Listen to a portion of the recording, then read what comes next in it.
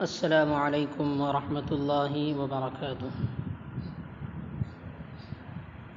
الحمد للہ وکفی وسلام علی عبادہ الذین اصطفی، اما بعد فاعوذ باللہ من الشیطان الرجیم، بسم اللہ الرحمن الرحیم۔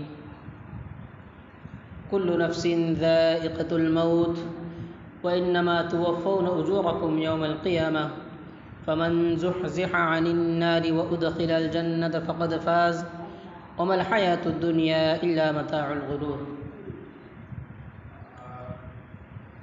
وقال النبي صلى الله عليه وسلم اكثروا ذكر هادم اللذات يعني الموت، او كما قال عليه الصلاة والسلام۔ محترم بزرگوں اور سامعین حضرات، مسلسل کئی ہفتوں سے ہم لوگ مرنے کے بعد کیا ہوگا اس کے متعلق بات کو سن رہے ہیں۔ پچھلی مرتبہ ایک کہا گیا تھا کہ انسان جب مرتا ہے تو اس کے مرنے کے بعد کون کون سی چیز ایسی ہے جو اس کو کام دیتی ہے، جو اس کے لیے نفع مند ہوتی ہے۔ تو حضرت ابو امامہ رضی اللہ تعالی عنہ سے روایت ہے کہ حضرت صلی اللہ علیہ وسلم نے ارشاد فرمایا کہ بلا شبہ مرنے کے بعد جو چیزیں مومن کو اس کی نیکیوں سے پہنچتی ہیں ان میں سے ایک علم ہے۔ سب سے پہلی چیز کیا ہے؟ علم ہے، کہ جس نے اس کو پھیلایا ہو، کہ دنیا کے اندر اس نے کیا کیا؟ علم کو پھیلایا۔ نمبر 2، برابر اتنا ہے مجھے لام ٹھیک ہے۔ ہاں، تو نمبر 1 چیز کیا تھی؟ کہ علم، جو دنیا کے اندر اس نے کیا کیا؟ پھیلایا ہو۔ اور 2 نمبر پہ آتی ہے نیک اولاد۔ 2 نمبر پہ کیا ہے؟ نیک اولاد۔ ہاں، چھوڑ کر گیا ہو، یعنی اپنے اولاد کو نیک بنایا ہو، یا پھر کوئی قرآن شریف ورثے میں چھوڑ گیا ہو، یعنی اس کی اپنی کمائی سے قرآن خریدا تھا اس نے اور اس کو ورثے میں کسی مدرسے میں یا مسجد میں دے دیا، اور اس کے بعد پھر یا مسجد تعمیر کرائی ہو، اپنے پیسے سے کیا کیا ہو؟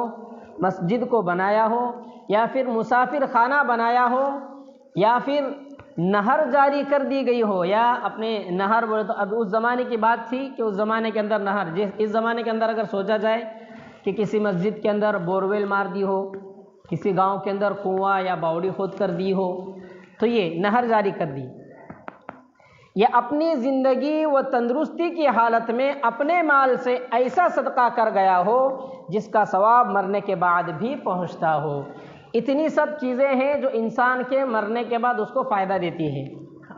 اور حضرت ابو ہریرہ رضی اللہ تعالیٰ عنہ سے یہ بھی مروی ہے کہ رسول اللہ صلی اللہ علیہ وسلم نے ارشاد فرمایا کہ بلا شبہ اللہ تعالیٰ نیک بندے کا درجہ جنت میں بلند فرماوے گا۔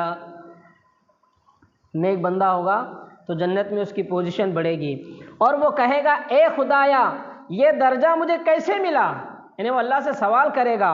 اللہ جل شانہ ارشاد فرمائیں گے کہ تیری اولاد نے تیرے لیے استغفار کیا، جس کی وجہ سے یہ تجھ کو کیا ہوا؟ مرتبہ ملا۔ ہم مر کر چلے گئے، ہماری اولاد نے ہمارے لیے کیا کیا؟ استغفار کیا۔ ایک روایت میں یہ بھی ہے کہ قیامت کے روز بعض آدمیوں کے ساتھ پہاڑوں کے برابر نیکیاں ہوں گی، وہ یہ دیکھ کر عرض کرے گا کہ یہ مجھے کہاں سے ملی؟ ارشاد ہوگا کہ تیری اولاد کے استغفار کرنے کی بدولت تجھ کو یہ عنایت کی گئی ہے۔ حضرت ابن عباس رضی اللہ تعالی عنہما روایت فرماتے ہیں کہ رسول خدا صلی اللہ علیہ وسلم نے ارشاد فرمایا کہ میت اپنے قبر میں بس ایسا ہی محتاج ہوتا ہے جیسے کوئی ڈوبتا ہوا محتاج ہو۔ وہ بولتے نا ڈوبتے کو تنکے کا سہارا۔ ہاں، تو مرنے کے بعد والا بھی ایسا ہی محتاج ہوتا ہے۔ پھر فرمایا وہ دعا کا منتظر ہوتا ہے۔ کیا ہوتا ہے؟ وہ دعا کا منتظر، یعنی دعا کوئی میرے حق میں دعا کرتا ہے، کیا وہ انتظار میں رہتا ہے جو اس کے ماں باپ یا بھائی بہن یا دوست احباب کی جانب سے اسے پہنچ جائے۔ جب اسے ان میں سے کسی کی دعا پہنچتی ہے تو ساری دنیا اور جو کچھ دنیا میں ہے اس سب سے زیادہ اس کو وہ دعا محبوب ہوتی ہے۔ ہاں، اور بے شک زمین والوں کی دعا سے اللہ تبارک و تعالیٰ قبر والوں پر پہاڑوں کے برابر ثواب داخل فرماتے ہیں، اور بے شک زندوں کا ہدیہ مردوں کے لیے ان کے واسطے استغفار کرنا ہے۔ زندوں کا ہدیہ ہمارا حق بنتا ہے کہ ہمارے جو گئے ہیں نا آگے، ہم ان کے لیے کیا کریں؟ استغفار کریں، روزانہ کچھ معمول بنا لے، آیت الکرسی پڑھے، یاسین پڑھے، یا پھر کچھ سورے پڑھ کر ان کے نام پر کیا کرے؟ بخشوائے، ان کے نام پر بھیجنے کی کوشش کرے۔ حضرت انس بن مالک رضی اللہ تعالیٰ عنہ سے روایت ہے کہ رسول صلی اللہ علیہ وسلم نے ارشاد فرمایا کہ جب ملک الموت خدا کے مقبول بندے کے پاس آتے ہیں، ملک الموت جب خدا کے نیک بندے کے پاس آتے ہیں تو اس کو سلام کرتے ہیں اور یوں ارشاد فرماتے ہیں، السلام علیک یا ولی اللہ، قم فخرج من دارک التی خربتہا الی دارک التی عمرتہا۔ ہاں، کیا فرمایا؟ تم پر سلام ہو اے اللہ کے دوست، اٹھو اور اس گھر سے نکلو جسے تم نے خواہشات نفس کو قربان کر کے برباد کیا، اور اس گھر کی طرف چلو جس کو عبادت کر کے آباد کیا۔ ہاں، حضرت ابن خریج رضی اللہ تعالی عنہ سے روایت ہے کہ رسول صلی اللہ علیہ وسلم نے حضرت عائشہ صدیقہ رضی اللہ تعالی عنہا سے ارشاد فرمایا کہ جب مومن مرتے وقت فرشتوں کو دیکھتا ہے تو فرشتے اس سے کہتے ہیں، کیا ہم تم کو دنیا میں چھوڑ کر واپس چلے جائیں؟ نیک بندے کو فرشتے سوال کرتے ہیں، ہاں، واپس کر دیں اور روح قبض نہ کرے۔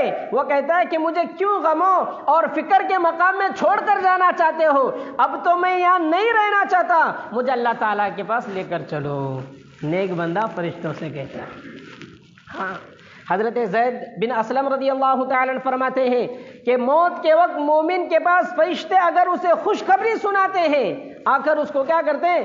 خوشخبری سناتے ہیں، اور اس سے کہتے ہیں کہ تم جہاں جا رہے ہو وہاں جانے سے ڈرو نہیں، لہٰذا اس کا خوف، اس کا ڈر جاتا رہتا ہے، اور اسے یہ بھی کہتے ہیں کہ دنیا اور اہل دنیا سے جدا ہونے پر رنج نہ کرو اور جنت کی خوشخبری سن لو، لہٰذا وہ اس حال میں مرتا ہے کہ اس دنیا میں خدا اس کی آنکھیں ٹھنڈی کر دیتا ہے۔ ہاں، یہ کس کی صفت بتائی؟ نیک مومن کی صفت، نیک انسان ہو، مومن ہو۔ حضرت مسروق رحمۃ اللہ علیہ تابعی ہیں، روایت کرتے ہیں کہ ہم نے حضرت عبداللہ بن مسعود رضی اللہ تعالیٰ عنہ سے اس آیت کی تفسیر پوچھی، وَلَا تَحْسَبَنَّ الَّذِينَ قُتِلُوا فِي سَبِيلِ اللَّهِ أَمْوَاتًا بَلْ أَحْيَاءٌ عِندَ رَبِّهِمْ يُرْزَقُونَ، اور جو لوگ اللہ کی راہ میں قتل کیے گئے ان کو مردہ مت سمجھو، بلکہ وہ زندہ ہیں، اپنے رب کے مقرب ہیں، ان کو رزق ملتا رہتا ہے۔ زندوں کو اپنا شہید کو ہم کیا سمجھے؟ مردہ نہ سمجھے، شہید زندہ ہوتا ہے۔ شہید کیا ہوتا ہے؟ ہاں، زندہ ہوتا ہے، سمجھنے کی ضرورت ہے۔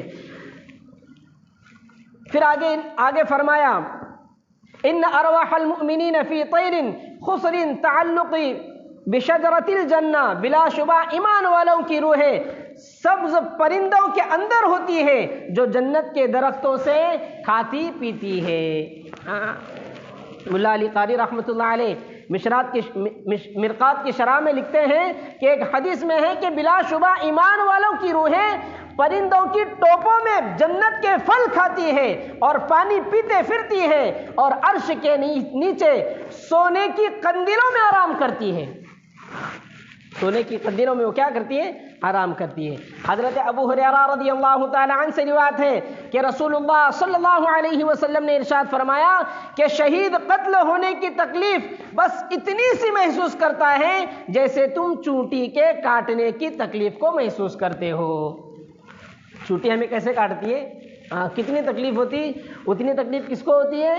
شہید کو، جب وہ جنگ میں کیا ہوتا ہے؟ مرتا ہے، شہید ہوتا ہے۔ اہل سنت والجماعت کے عقیدے میں عذاب قبر حق ہے، جس طرح مومنین کو قبر میں آرام ملتا ہے اور خوشی کے ساتھ قیامت تک رہنا ہوتا ہے، اسی طرح کافروں اور بدکاروں کی قبر میں عذاب ہوتا ہے۔ احادیث شریفہ سے یہ باتیں ثابت ہیں۔ عائشہ صدیقہ رضی اللہ تعالی عنہا کے پاس ایک یہودی عورت آئی اور اس نے ان کے سامنے عذاب قبر کا تذکرہ کیا اور کہا کہ اللہ تعالیٰ تجھے عذاب قبر سے پناہ میں رکھے۔ عائشہ صدیقہ رضی اللہ تعالی عنہا نے حضرت صلی اللہ علیہ وسلم سے اس کے متعلق سوال کیا تو آپ نے فرمایا، نعم عذاب القبر حق، ہاں قبر عذاب حق ہے، عذاب کا قبر کیا ہے؟ حق ہے۔ حضرت عائشہ رضی اللہ تعالی عنہا فرماتی ہیں کہ اس کے بعد رسول اللہ صلی اللہ علیہ وسلم نے جب بھی نماز پڑھی عذاب قبر کے بارے سے عذاب قبر کے بارے میں اللہ سے ضرور پناہ مانگی ہے۔ آپ صلی اللہ علیہ وسلم جب بھی نماز پڑھتے تو قبر کے عذاب کے بارے میں کیا کرتے تھے؟ پناہ مانگتے تھے۔ حضرت عثمان غنی رضی اللہ تعالیٰ عنہ کسی قبرستان کے پاس سے گزرتے تو اتنا روتے کہ آپ کی داڑھی مبارک کیا تر ہو جاتی آنکھوں سے۔ کسی نے آپ سے پوچھا کہ آپ جنت اور جہنم کے تذکرے سے اتنا نہیں روتے جتنا قبرستان کے پاس سے گزرتے ہو تو اتنا روتے ہو، کیا وجہ ہے؟ حضرت عثمان غنی رضی اللہ تعالی نے جواب دیا کہ رسول اللہ صلی اللہ علیہ وسلم نے فرمایا ہے کہ بے شک قبر آخرت کی منزلوں میں سے پہلی منزل ہے، جو اس سے نجات پایا اس کی تمام منزلیں اس کے لیے کیا ہوگی؟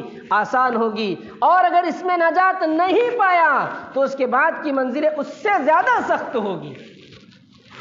اگر بچ گیا تو پھر تمام کی آنے والی جو منزلیں ہوگی نا سب آسان ہوگی، اور اگر اس میں پھنسا تو آنے والی منزلیں اس سے کیا ہوگی؟ زیادہ بھیانک ہوگی۔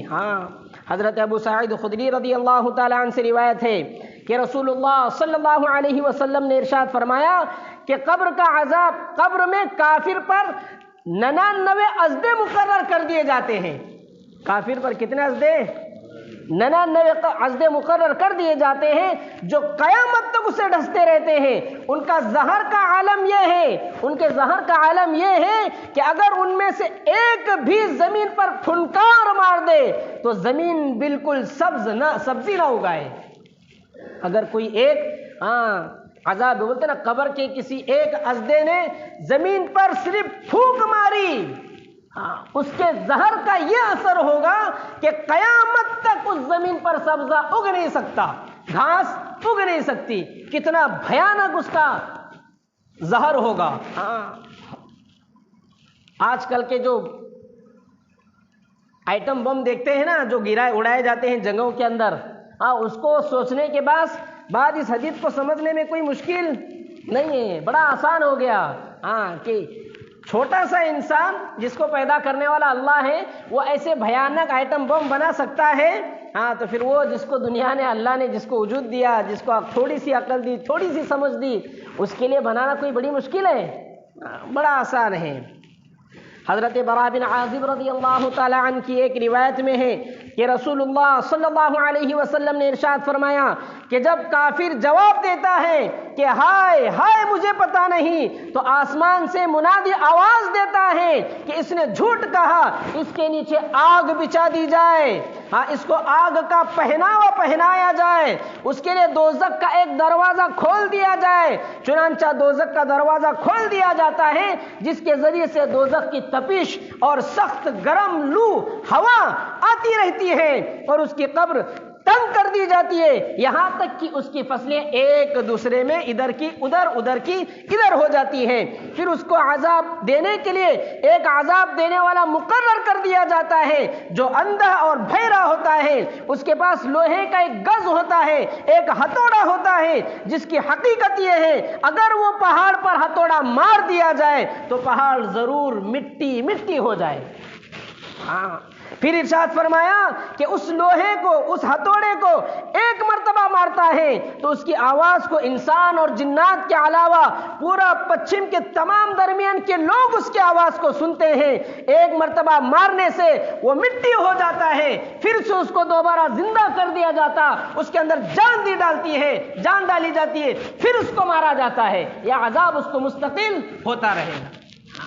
ایسا نہیں کہ وہ بعض دفعہ کیا ہوتا ہے آدمی مار کھا کے نا چیزگا بنتا ہے، مارو بولتے امام صاحب، مارو، ہاتھ ایک دم کیا ہو گئے، مضبوط ہو گئے، مارو کتنا مارنے کا مارو، آرام سے کھا رہا۔ لیکن قیامت کا ایسا نہیں ہوگا۔ ایک مرتبہ جو مار پڑے گی نا، دوسری مرتبہ اس سے ڈبل مار پڑے گی، تیسری مرتبہ اس سے زیادہ اثر بھیانک ہوگا۔ اس لیے ہمیں سمجھنے کی ضرورت ہے۔ مسلم اور بخاری شریف کی ایک روایت میں ہے کہ اگر اس لوہے کو، اس کو ہتھوڑے کو زمین مارے جانے سے وہ اس زور سے چیختا ہے کہ انسان اور جنات کے سوا اس کے قریب کی ہر چیز اس کی چیخ و پکار کو سنتی ہے۔ اب ایک سوال یہاں پر یہ پیدا ہوتا ہے کہ وہ جب چلاتے ہیں نا، عذاب قبر جس کو دیا جاتا ہے، وہ جب چلاتے ہیں، انسان اور جنات کیوں نہیں سن سکتے؟ سوال ہے نا، کیوں نہیں سن سکتے؟ ہاں اگر انسان اور جنات عذاب قبر کو سننے لگے، آنکھوں کے اندر، ہمارے کانوں کے اندر ان کی آوازیں پہنچنے لگے، ہاں تو پھر ضرور انسان کیا ہوگا؟ سدھرے گا، نیک اعمال کرے گا۔ اس لیے وہ نہیں سنایا جاتا کیونکہ اللہ تبارک و تعالی سنا ہوا اور دیکھا ہوا ایمان پسند نہیں۔ ایمان بالغیب اللہ کو پسند ہے، معتبر ہے اس ایمان کا۔ کون سا ایمان؟ ایمان بالغیب، کہ اللہ کے رسول نے کہا کہ یہ ہونے والا ہے، اس پر ہم ایمان لائے۔ اور دوسری وجہ یہ بھی ہے کہ ہو سکتا ہے ہم عذاب قبر کو سن کر اپنے قبروں کو اندر کیا کریں؟ مردوں کو ڈالنا چھوڑ دیں، یہ بھی ایک بات ہے۔ پھر اسی طرح آگے فرمایا گیا ان الذين يخشون ربهم بالغیب لهم مغفرۃ واجر کبیر، بلا شبہ جو لوگ اپنے رب سے بن دے کے ڈرتے ہیں، جو لوگ اپنے رب سے کیا کرتے ہیں؟ بن دے کے ڈرتے ہیں، ان کے لیے مغفرت ہے اور بڑا اجر ہے۔ کن لوگوں کے لیے؟ جو اللہ کو بنا دیکھے اللہ کو یقین کرتے ہیں، ڈرتے ہیں اللہ کی ذات سے۔ اگر دوزخ و جنت کے حالات ان کے آنکھوں کے سامنے کر دیے جائے، پھر ایمان بالغیب نہ رہے اور سب مان لے، سب مومن ہو جائے، مگر خدا کے یہاں آنکھوں سے دیکھے ہوئے ایمان لانا معتبر نہیں۔ اسی وجہ سے مرتے وقت جب بندہ ایمان کے کلمے کو پڑھتا ہے نا، مرتے وقت وہاں پر توبہ قابل قبول نہیں، کیونکہ وہ فرشتوں کی حالت کو دیکھ کر کلمہ پڑھتا ہے، وہاں پر آپ کے کلمے کا کوئی معتبر اعتبار نہیں کیا جائے گا۔ جیسے فلم یکن ينفعهم ایمانهم لما رأوا بأسنا، سو ان کو ان کا ایمان لانا نفع مند نہ ہوا جبکہ انہوں نے ہمارا عذاب دیکھ لیا۔ دیکھ کر کون بھی یقین کر سکتا ہے بھائی؟ بن دیکھے اللہ کو میں نے۔ جب قیامت کو اٹھ کھڑے ہوں گے اور پھر جنت و دوزخ آنکھ سے دیکھ لیں گے تو سب ہی ایمان لے آئیں گے اور رسولوں کی باتوں کی تصدیق کر لیں گے، مگر اس وقت کا ایمان تصدیق کے معتبر نہیں ہوگا۔ انسان کو عذاب قبر کے نہ دکھانے اور اس کی آواز نہ سنانے کی یہ مصلحت بھی معلوم ہوتی ہے۔ اس لیے کیا کریں؟ ہم سنور جائیں، سدھر جائیں، اللہ کی ذات پر ایمان لانے والے بنے، نماز کی پابندی۔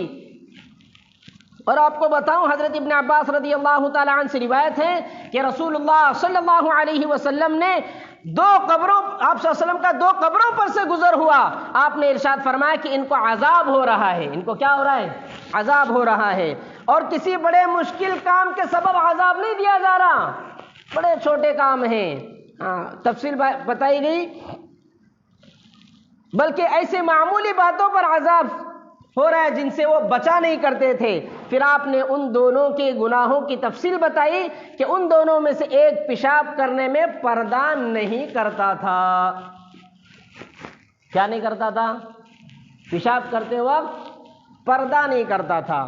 پھر فرمایا کہ ایک روایت میں یہ بھی ہے کہ پیشاب کرتے وقت پیشاب کے چھینٹوں سے بچتا نہیں تھا۔ کیا نہیں کرتا تھا؟ پیشاب کرتے وقت پیشاب کے چھینٹوں سے بچتا نہیں تھا۔ اور دوسرا یہ فرمایا کہ چگلی کرتے پھرتا تھا۔